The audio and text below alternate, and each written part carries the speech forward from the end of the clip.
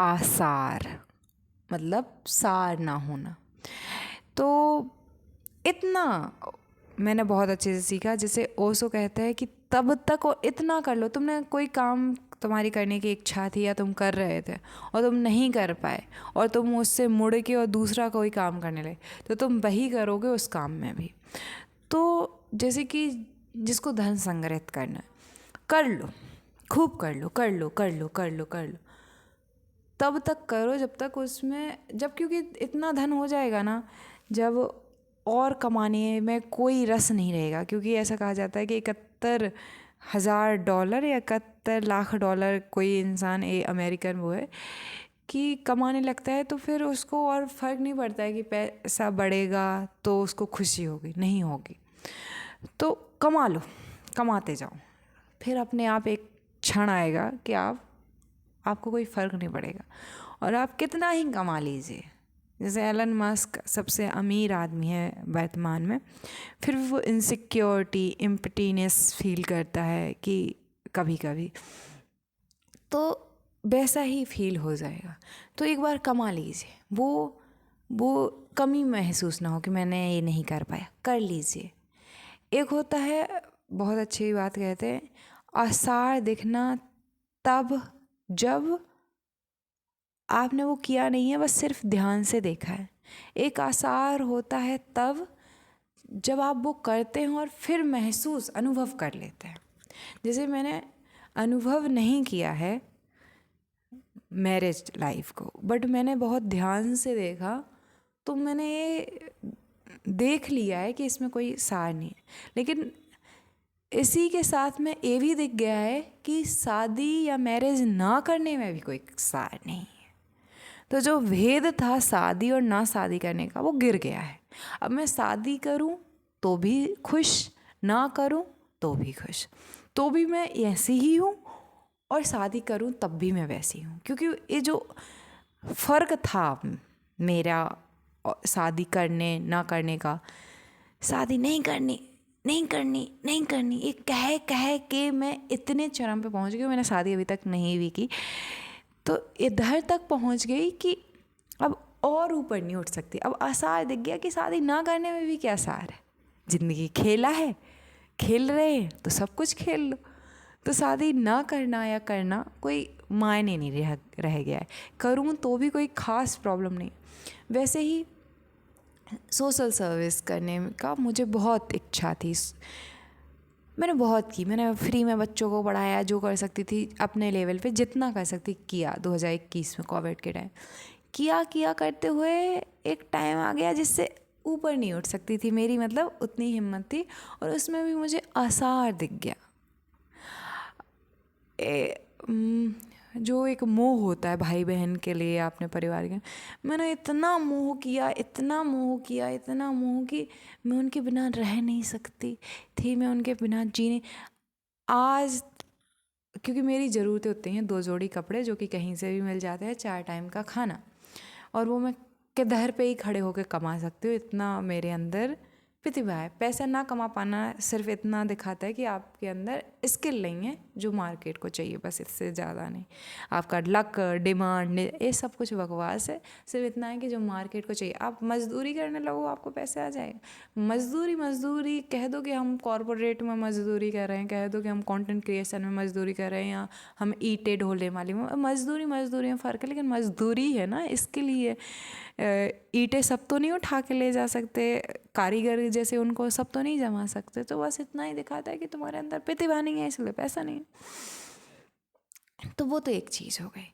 तो मैंने मोह इतना किया कि अब मैं उससे और ऊपर उठ के मोह कर नहीं पाऊंगी। तो वो मोह जो था वो प्रेम में बदल गया कि अब मैं भाई बहन से, मैं उनको पहले कंट्रोल करती थी, तुम ऐसे करो, तुम वैसे करो, तुम वैसे करो। मेरे भाई को कहीं जाना है, मैंने कभी जाने नहीं दिया। जिन लोगों के साथ बैठना है नहीं बैठने दिया। बहन को कभी कहीं नहीं जाने दिया, क्योंकि ऐसा नहीं है कि मैंने ये अपने मन से किया, ये मेरी कंडीशनिंग ऐसी हुई थी कि मुझे ये सब किया, मेरे साथ ऐसा किया गया। तो जैसा आपके साथ किया जाएगा, जो आपके अनुभव होंगे, आप वो अपने बच्चों के साथ करोगे। और क्योंकि मेरे बच्चे मेरे लिए मेरे भाई बहन थे, तो क्योंकि मुझे कभी कहीं नहीं जाने दिया गया, तो जब भी मेरे भाई बहन कहीं जाने के लिए कहते तो हाँ मैं कहती, लेकिन ना मन से कहती। तो जो ये मोह था वो धीरे धीरे प्रेम में बदला, और मैं उनसे कहने लगी कि जो तुम्हें करना हो करो, मैं तुम्हारे साथ हूँ। लेकिन यहाँ पे भी एक चाल चलती थी, मैं एक अजीब तरीके की, मैं कहूँगी कि मुझे तो ऐसा ऐसा नहीं लग रहा है, लेकिन फिर भी तुम देख लो। तो अब मेरे भाई बहन की दीदी मुझसे बड़ी हैं, तो और मेरी माँ के प्रति तो ऐसा मोह कि वो मेरी 7th ईयर्स की थी मैं तब से मेरी बात मान रही, तो इस लेवल का सा फिर वो प्रेम बना। और प्रेम भी मैंने इतना किया कि वो अब फिर भक्ति बन गया। मैं उनकी भक्ति करती हूँ अब अपने भाई बहन माँ की। लेकिन भक्ति में भी और प्रेम में भी मोह में भी, इन तीनों में एक प्रॉब्लम थी बहुत बड़ी। क्या समस्या थी कि मोह में क्या था कि मैं झुलस रही हूँ, मैं गुस्सा कर रही हूँ, मैं प्यार कर रही हूँ, मैं खुश भी हो रही हूँ, दुख भी हो रही हूँ, तो कारण मेरे भाई बहन है। क्योंकि मोह बहुत प्रगाढ़ था, बहुत बहुत गहरा मोह था। फिर जब वो प्यार भी हुआ तो वो खुश हैं, तो मैं उनके साथ नहीं हूँ, लेकिन मैं भी खुश हूँ। उन्हें इतनी सी तकलीफ़ हुई तो मुझे तकलीफ़ हुई, उनसे किसी ने कुछ कहा और मैं अंदर तक टूट गई। तो इसमें भी डिपेंडेंसी थी उन पर। भक्ति में भी मैं भजन कर रही हूँ, उनका गीत गा रही हूँ, उनके आराध्य मान रही हूँ, उनको प्रेम मतलब परमात्मा मान चुकी हूँ भक्ति में मैं अपने भाई बहन माँ को। लेकिन यहाँ पे भी एक समस्या क्या है कि डिपेंडेंसी किसी और पे है।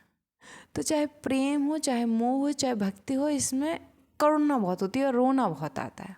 और मैं इतना रोती थी, मुझे हर दिन, हर 2-3 दिन में रोती थी। ऐसा वैसा नहीं रोती थी मैं, एक नहीं दो आंसू एक साथ बहते, क्योंकि मैं बहुत हृदय से रोती हूँ। तो मैं बहुत दुखी थी। फिर मिले अस्ट्राक, और अस्ट्राक ने कह दिया कि परमात्मा भी तुम ही हो, तुम ही, हाँ तुम ही सब कुछ हो। ऐसा क्लिक हुआ कि जैसे सब कुछ मिल गया, जैसे हाँ यही चाहिए था। तो भक्ति में भी एक टाइम पे ऐसा नहीं है कि अभी भी मैं उनकी भक्ति नहीं करती हूँ। अगर मैं 100% भक्ति करती हूँ तो उसमें 10% प्रेम है। 10% के प्रेम में भी देखूँ ना तो 1% का मोह है। तो अभी भी वो सब है, लेकिन साथ में ये है कि अब वो जो भेद था मेरे और उनके बीच का कि मैं अलग हूँ, मेरी माँ अलग, मेरा भाई अलग, मेरा बहन अलग, और इनने मुझसे ये कह दिया है या इनको ये महसूस हुआ है तो मुझे बुरा लगा। लेकिन अब पता ही है कि ना, तुम मैं हूँ और मैं तुम, मैं और मेरी माँ जी के बीच का भी है कि मैं ही मेरी माँ हूँ। ये तो मैं उनसे पहले भी कहती थी कि एक टाइम था जब मैं आपकी बेटी थी, जब मुझे कुछ पता भी नहीं था, लेकिन मैं उनसे अक्सर कहा करती थी एक टाइम था जब मैं आपकी बेटी थी, अब आप मेरी बेटी है और मैं आपको एज अ मदर आपको मतलब कि आपकी देख रेख करना चाहती हूँ। पर कहना और करना दोनों फ़र्क होता है बहुत ज़्यादा। तो लेकिन एक हमेशा एक द्वैत था, एक द्वंद्व था, और इसी वजह से पीड़ा थी, क्योंकि आपकी खुशी, आपका दुख दूसरे पर डिपेंड। लेकिन जैसे ही ये पर्दा गिरा कि हम दोनों अलग नहीं, हम एक ही हैं।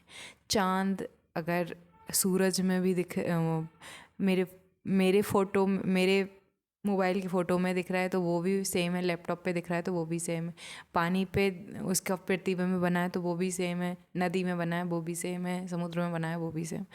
तो जैसे ही इतना पता चल गया तो भक्ति में भी आसार दिख गया, प्रेम में भी आसार दिख गया, और मुँह में तो बहुत पहले ही आसार दिख गया था कि कोई मतलब नहीं है, क्योंकि मैं जितना पकड़ रही थी रिश्ते उतने छूट रहे थे।